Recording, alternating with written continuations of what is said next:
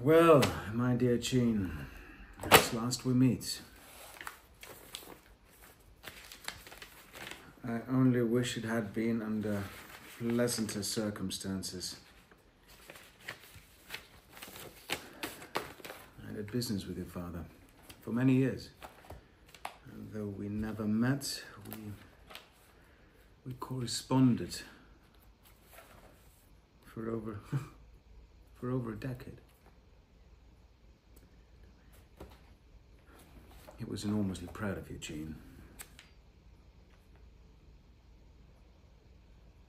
Good. Well, all these documents certainly appear to be in order. So with the conviction of your stepmother, you are the sole beneficiary of your father's insurance.